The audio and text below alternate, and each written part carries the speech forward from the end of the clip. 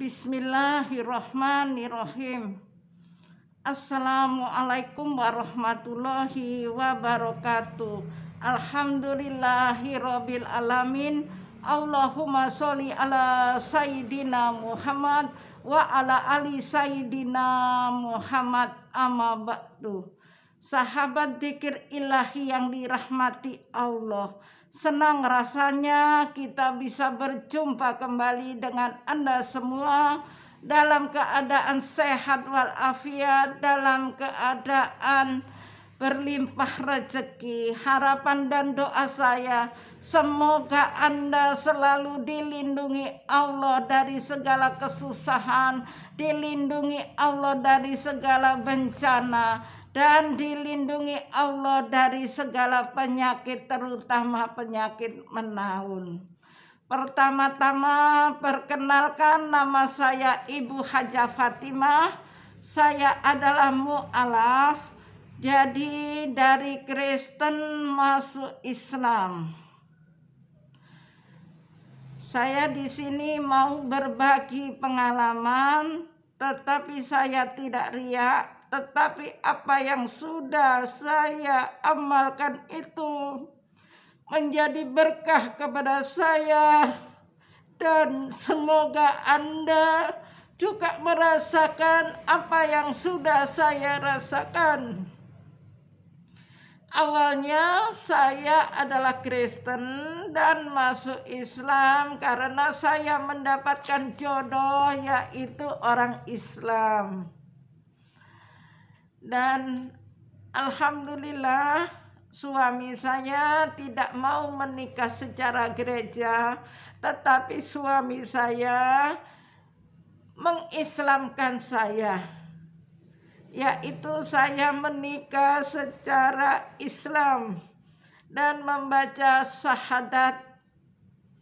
Kemudian tetapi waktu itu saya belum ada yang membimbing saya. Islam itu seperti apa? Islam itu apa dalam kehidupan ini di dunia maupun di akhirat? Itu tidak mengerti. Jadi selama saya menikah itu Islamnya adalah Islam KTP. Kemudian saya waktu itu tinggal di Surabaya dan hijrah di Pasuruan. Dan disitulah saya alhamdulillah menemukan seorang ibu Nyai Aisyah. Itu yang membuat saya mantap dengan agama Islam, karena saya membuka usaha salon. Dari salah satu langganan saya mengajak saya untuk tur ke Jakarta waktu itu tahun 97, dan disitulah saya mengikuti. Ternyata saya yaitu diajak ke wali-wali 9. Pertama yang dituju yaitu Sunan Ampel. Dan di situ saya heran, mengapa hati saya yang keras. Saat itu niat saya bukan mencari keberkahan dari Allah, tetapi saya rekreasi. Tetapi setelah dibacakan surat Yasin, disitulah Allah memulai memberikan hidayah buat saya. Dan disitulah saya bertanya kepada Ibu Nyai Aisyah. Ibu Nyai Aisyah, kalau saya tidak mengerti apa-apa, Ibu Nyai Aisyah, apa yang saya harus lakukan, Ibu Nyai Aisyah? Karena saya masuk Islam itu bukan karena Allah, tetapi karena persyaratan daripada menikah.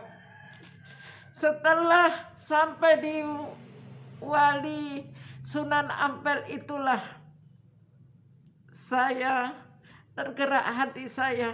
Hati yang keras ini menjadi berserah diri kepada Allah Subhanahu wa Ta'ala. Dan saya bertanya di dalam hati saya, kalau Islam itu memang baik buat saya, berikan rahasia daripada Al-Quran itu kepada saya. Kalau Islam itu baik buat saya, apa yang bisa mengangkat derajat saya? Saya masuk Islam ini, apa yang saya harus lakukan? Apa yang menjadi rahasia Al-Quran? Berikan kepada saya. Karena saya sudah yakin dan mantap bahwa inilah agama yang benar untuk hidup saya. Dan disitulah saya bertanya kepada Ibu Nyai Aisyah di Sidogiri. Ibu Nyai Aisyah, kalau saya tidak bisa mengucap apa-apa, saya masuk Islam tapi tidak mengerti apa yang diperintahkan, apa yang dilarang oleh agama.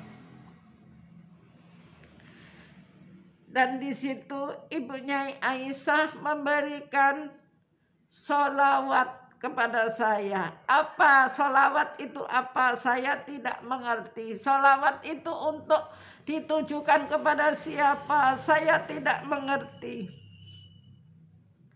Tetapi saya memang apa-apa yang diijazahkan kepada saya. Seperti saya menemukan rumah yang baru, rumah yang mewah di dalam Islam ini. Setelah mendengarkan surat Yasin itu, saya bertanya kepada Ibu Nyai Aisyah, Ibu Nyai Aisyah, kalau saya tidak mengerti apa-apa tentang Islam, apa yang harus saya lakukan?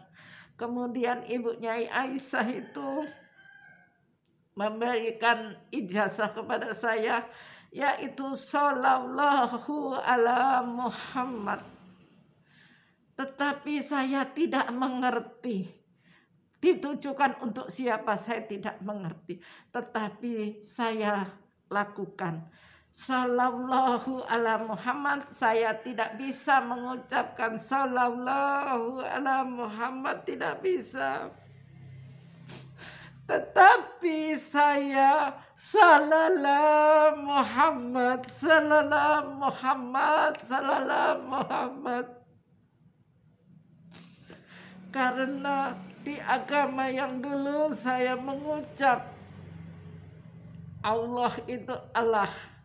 Jadi saya bisanya Sallallahu Muhammad, Sallallahu Muhammad. Dan disitulah kemudian dari Sunan Ampel itu perjalanan saya ke Sunan Giri di Gresik.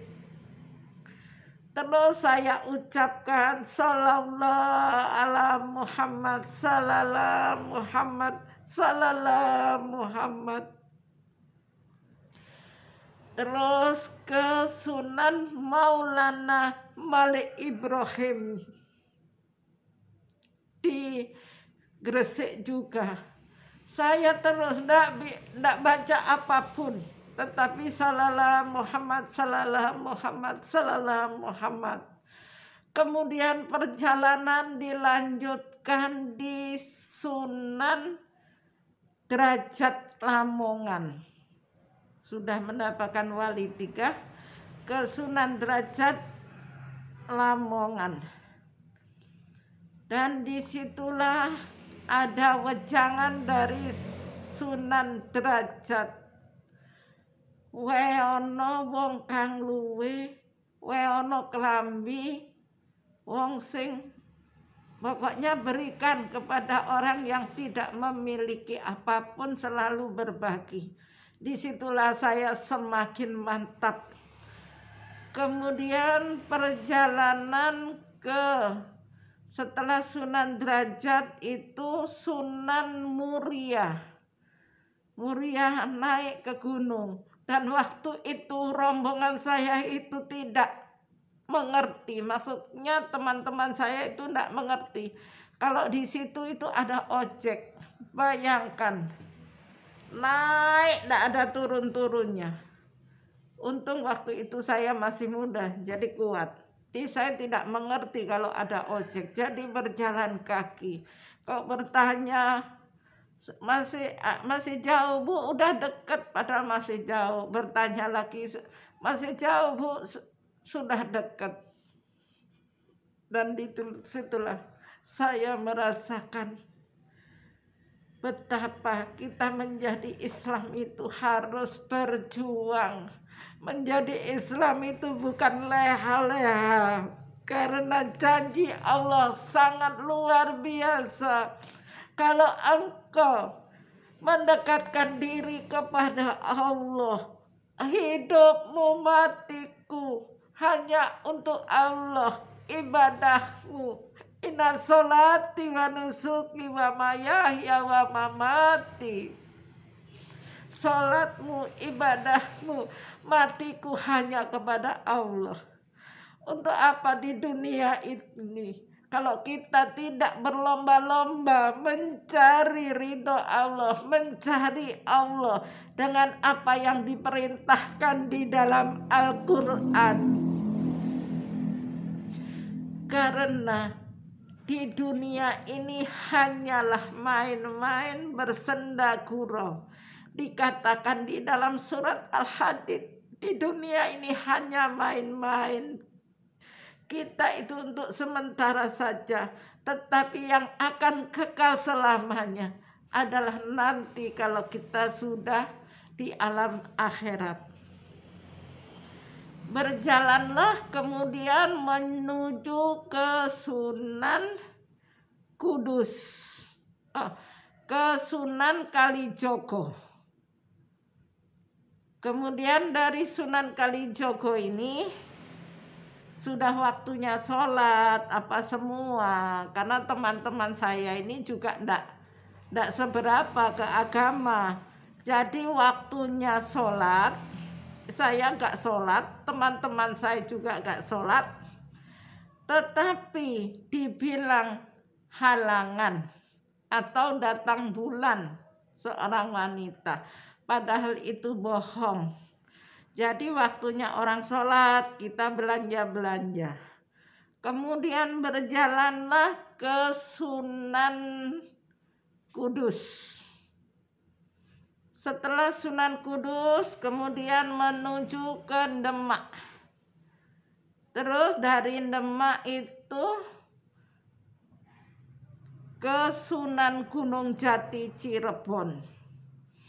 Dan alhamdulillah apa yang dilakukan orang Islam itu memakai tasbih yang waktu itu bundar gini putih. Bunyinya cetak, cetak, cetak, cetak. Dan disitulah untuk apa itu? Untuk berzikir, untuk wiritan. Kemudian saya beli. Akhirnya dari berangkat sampai di Sunan Gunung Jati,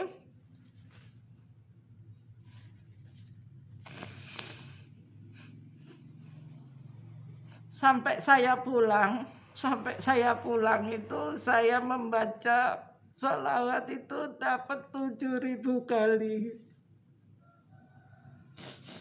Dan 7.000 kali itu Masya Allah, hati saya sudah menyerah, sudah. Saya mau menjadi Islam yang benar-benar melakukan. Bukanlah Islam yang hanya di KTP. Tetapi saya ingin menjadikan contoh bahwa orang Islam itu luar biasa. Orang Islam itu kaya. Karena di dalam Al-Quran itu Masya Allah, gudangnya kekayaan itu ada di Al-Quran. Yang penting syaratnya hanya apa yang diperintahkan Allah dilakukan, apa yang menjadi larangannya kita tidak lakukan. Karena percuma kalau saya dulu agama Kristen, kemudian masuk Islam.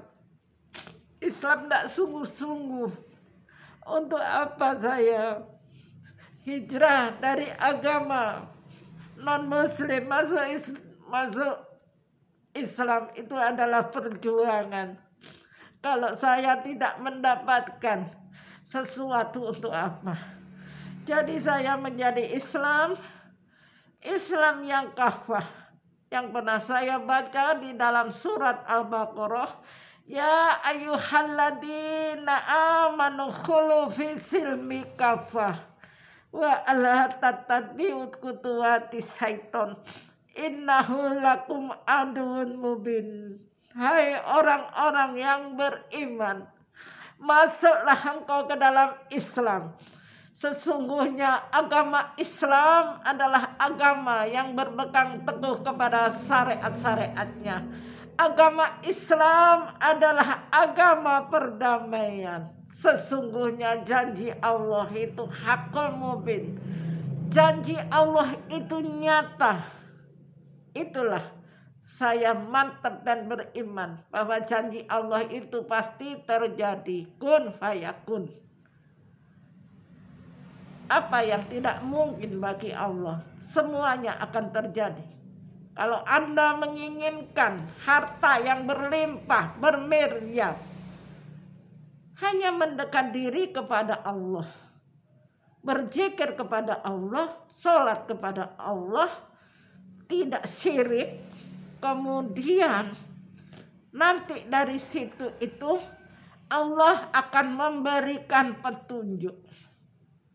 Meskipun usaha itu dalam pikiran manusia hanya membuka usaha salon kecantikan yang hanya mencuci rambut orang, yang hanya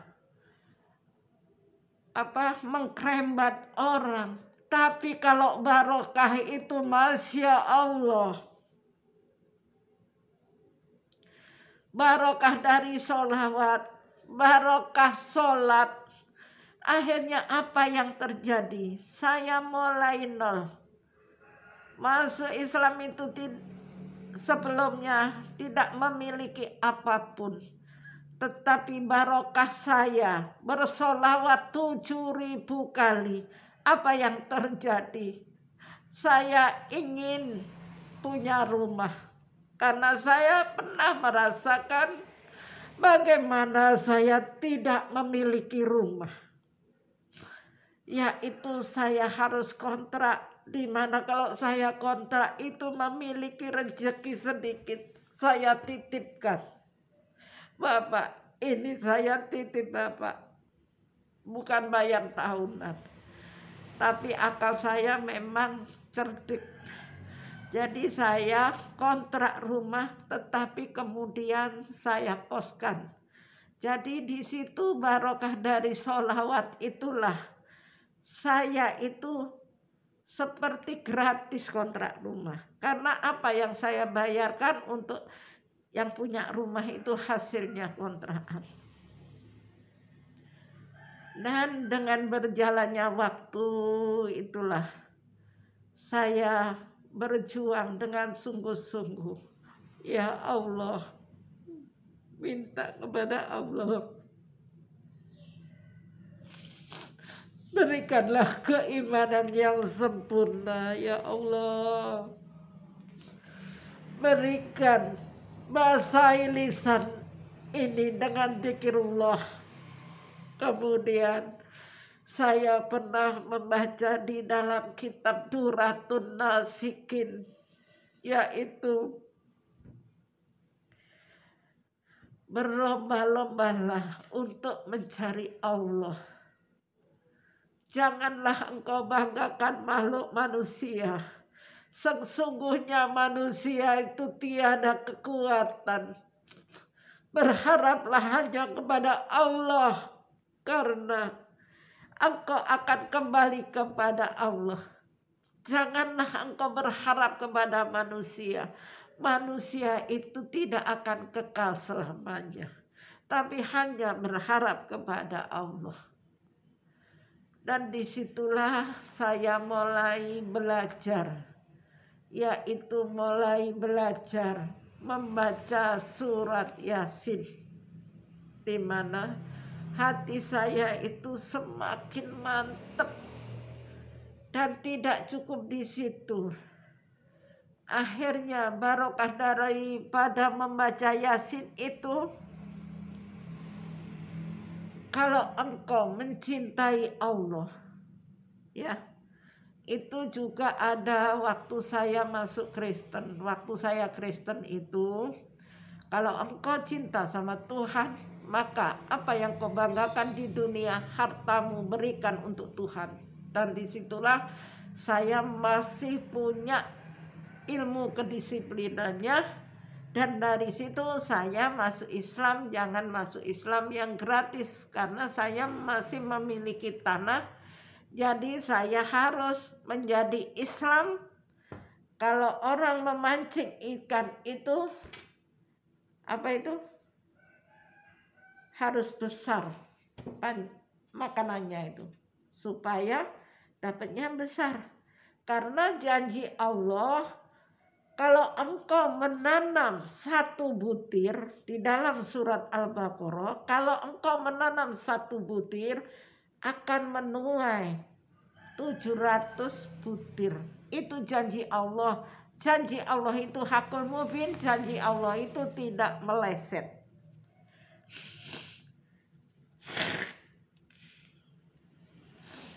Dan disitulah saya semakin mantap. Di agama Kristen juga ada di surat Matius. Kalau engkau menanam 1 biji sesawi akan menghasilkan. Tetapi ini di dalam Al-Quran surat Al-Baqarah mendapatkan 700. Jadi 1 butir itu menghasilkan 7 tangkai. Masing-masing tangkai itu menghasilkan 100. Jadi sesungguhnya kita berjuang ke jalan Allah, berjihad ke jalan Allah, bersabilillah ke jalan Allah, itu kita tidak tambah miskin, tetapi semakin kaya.